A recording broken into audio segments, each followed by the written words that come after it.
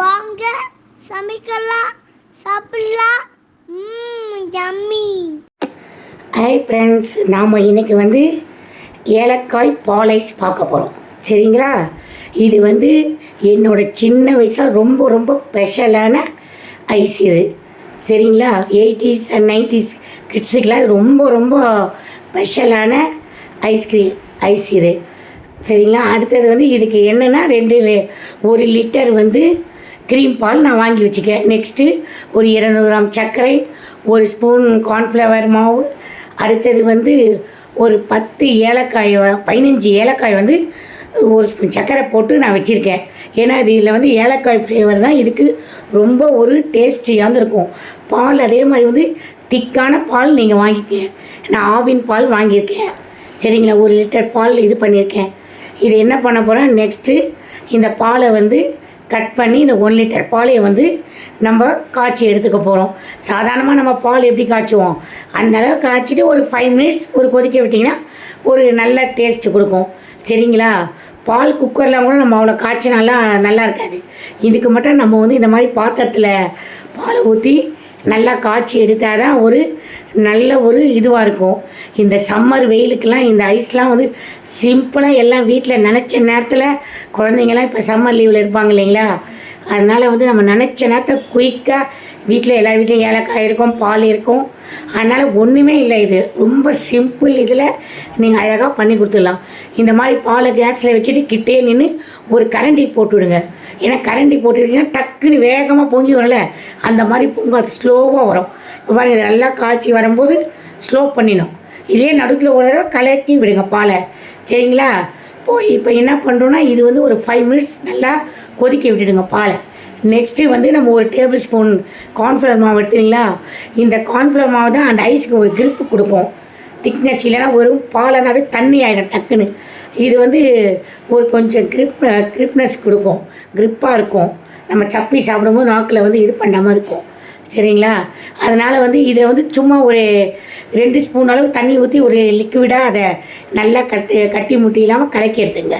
ஏன்னா கட்டியாக இருக்க போது இதெல்லாம் வந்து 80லாம் ரொம்ப அவ்வளோ நல்லாயிருக்கும். அப்போல்லாம் வீட்டிலலாம் ஃப்ரிட்ஜெல்லாம் கூட ரேர் தான். நெக்ஸ்ட்டு வந்து ஐஸ்க்கு சைக்கிளை எடுத்துகிட்டு வரச்சே அந்த பாம் சவுண்டு கேட்டால் எவ்வளோ ஹாப்பியாக இருக்கும் தெரியுங்களா அந்த ஐஸை பார்க்கும்போது. அதுவும் இல்லாமல் நாங்களாம் சின்ன வயசுலலாம் வந்து வேப்ப மரத்தில் வந்து பல்லாங்குழி ஆகிட்டு இருக்கும்போது இந்த ஐஸு ஒரு 11 to 12 o'clock ஆஃப்டர்நூன் வரும். அவ்வளோ ஹாப்பியாக இருக்கும் அந்த ஐஸ் அண்ணா வரும்போது. அவர்கிட்ட அந்த ஐஸை வாங்கி சாப்பிட்டா இதெல்லாம் வந்து நல்ல ஒரு ஸ்வீட் மெமரியஸான இது. இந்த ஐஸுக்கு ஒரு கதை உண்டு. சரிங்களா?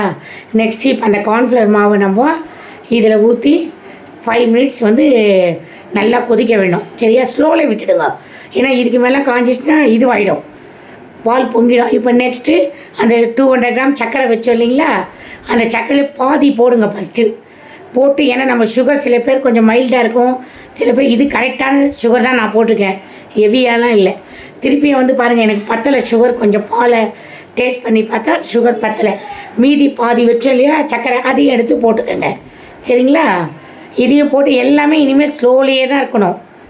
அப்படியே ஸ்லோவில் இது பண்ணால் தான் நல்லா அந்த சர்க்கரை கரைஞ்சி ஒரு கொதிச்சு வரும் பால். இது பாருங்கள் எப்படி கொதிச்சு நல்லா வருது பாருங்கள். கிட்டவே இருங்க, ஏன்னா இல்லை டக்குன்னு பாத்திரத்தை விட்டு வழிஞ்சு வந்துடும். சரிங்களா?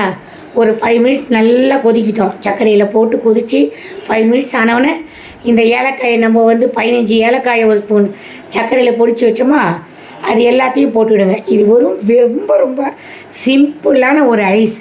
அந்த நாள்லலாம் எங்களுக்கெல்லாம் இதான் ரொம்ப ரொம்ப ஸ்பெஷலான ஒரு ஐஸ். சரிங்களா? இப்போ வந்து நான் வந்து இந்த ஐஸ் பண்ணுற மோல்டே நான் வச்சுருக்கேன். சரிங்களா? இப்போ நல்லா இது வந்து ஒரு 1/2 hour ஆற விட்டுருங்க. ஏன்னா இப்போ சம்மர் சமயம் ஆற லேட் ஆகும். பால் நல்லா ரூம் டெம்பரேச்சர் வர அளவுக்கு நல்லா ஆறட்டும். சரிங்களா? அடுத்தது இந்த மோல்டை வந்து இந்த மாதிரி மோல்டு இருக்கிறவங்க மோல்டில் இது பண்ணுங்கள். இல்லாதவங்க வீட்டில் எதனா டம்ளரில் உங்களுக்கு எந்த இதில் இது பண்ண முடியும் அதில் ஊற்றி மேலே ஒரு சில்வர் பேப்பர் போட்டு இந்த குச்சியை சொல்லி வச்சிடலாம். மோல்டுக்கிறவங்க உங்களுக்கு என்ன ஷேப்பில் வேணுமோ நீங்கள் பண்ணிக்கலாம். நான் ஐஸ் க்யூப்ஸ் அந்த குச்சியிலேருந்து எல்லாமே வாங்கி வச்சுருக்கேன் பாருங்கள். ஆல்ரெடி நீங்கள் இந்த மாதிரி சம்மராக இருக்கும்போது இதெல்லாம் வீட்லேயே வாங்கி வச்சிட்டிங்கன்னா கிட்ஸுங்க கேட்டால் நினச்ச நேரத்தில் நம்ம அதை கொடுக்கலாம். இது ரொம்ப சிம்பிளான இது. நினச்சிங்கன்னா இதை பண்ணிங்கன்னா ஓவர் நைட்டு முன்னாள் ஈவினிங் பண்ணி வச்சிங்கன்னா மறுநாள் மார்னிங் நம்மளுக்கு ஐஸ் ரெடி ஆகிடும். சரிங்களா? ஒரு 8 ஹவர்ஸ்லேயே நல்லா ஐஸ் ஆகிடும். இருந்தாலும் ஒரு 12 ஹவர்ஸ்க்கு விடுங்க. அடுத்தது இந்த ஐஸ் க்யூப்ஸ் ட்ரே எதுக்கு வச்சுருக்கேன்னா, இந்த மோல்டை நம்ம ஐஸு பாலை ஊற்றி ஃப்ரிட்ஜில் வைக்கும்போது சாஞ்சு கொட்டிக்கும் இல்லைங்களா? இது வந்து கீழே விடாமல் இருக்கிறதுக்காக நான் அந்த ஐடியாவில் அதில் வச்சுருக்கேன்.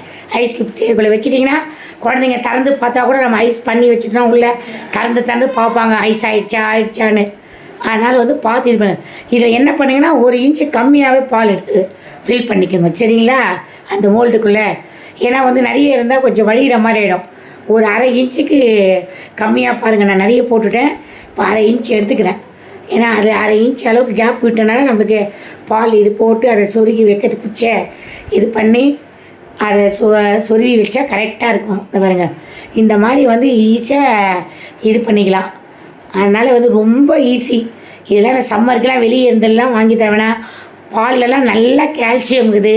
இது ரொம்ப சிம்பிளான இது. சரிங்களா? பைசா செலவெலாம் அதிகமே இல்லாத ஒரு குழந்தைங்களுக்கும் ஒரு ஹெல்த்தியான இது. ஏன்னா நம்ம வந்து அதை கொடுத்திங்கன்னா அடிக்கடி கொடுத்திங்கன்னா ஏலக்காயெல்லாம் நல்ல டைஜஷன், இது உடம்புக்கெல்லாம் நல்ல ஒரு இது. அடுத்தது பாலம் வந்து நல்ல கால்சியம்லாம் சின்ன பசங்களை, இது சின்ன பசங்கள்லேருந்து பெரியவங்க வரைக்கும் எல்லோரும் சாப்பிட்லாம் ஏஜ்லேருந்து. சரிங்களா? ஓவர் நைட் ஸ்பெஷல் தான் இந்த சம்மருக்கு. இந்த மாதிரி எல்லாம் பாருங்கள், இது நான் ஃபுல்லாக நம்பிடுச்சு. அடுத்தது இன்னொரு ஐஸ் பண்ணுற மோட்லேயும் ஃபில் பண்ணி இதை வச்சுருக்கேன் பாருங்கள். எல்லாத்தையுமே நம்ம இந்த மாதிரி செட்டப் பண்ணி வச்சுட்டு உங்களுக்கு என்ன மோல்டு இருக்கோ அதில் எல்லாம் நீங்கள் அவங்கள. ஆனால் நான் இப்போ இந்த ரெட்டும் ஒயிட்டும் இருக்குது பாருங்கள், அந்த மோல்டு தான் அந்த காலத்தில் அந்த ஷேப்பில் தான் பாலிஷ் தான் எங்கள் சைல்டுஹுட்டில் வரும். இதெல்லாம் அவ்வளோ இதுவாக இருக்கும். அந்த ஏஜ்லலாம் வந்து வெயிலில் உட்காந்து நாங்கள்லாம் விளையாடி முடிச்சுட்டு கல்லங்காய் விளையாட்டு விளையாடுவோம், இது பல்லாங்குழி விளையாடுவோம். இதெல்லாம் வந்து இதில் வந்து வீட்டில் வந்து தாய் பாஸ் ஆகிறது. இந்த சமயத்தெல்லாம் வெயிலுக்கு இது செமையாக இருக்கும். அப்போல்லாம் நமக்கு அவ்வளோ வீட்டில் பண்ண தெரியல. இப்போல்லாம் நல்லா நம்ம எல்லாம் பண்ணி சாப்பிட்ற அளவுக்கு வீட்லேயே நம்ம எல்லாம் இது பண்ணியிருக்கோம், வசதிகள் இருக்குது. அதனால் அழகாக வீட்டிலே பண்ணி சாப்பிட்டு என்ஜாய் பண்ணுங்கள். தேங்க்ஸ் ஃபார் வாட்சிங் ஃப்ரெண்ட். இந்த ரெசிபி செம்மையாக இருக்கும். சமைங்க, சாப்பிடுங்க. லைக் பண்ணுங்க, ஷேர் பண்ணுங்க, கமெண்ட் பண்ணுங்க, சப்ஸ்கிரைப் பண்ணிட்டு பெல் ஐக்கானை தட்டுங்கப்பா. சுத்தாத ஒரே இடமா நீ மாத்தினே இருக்காத.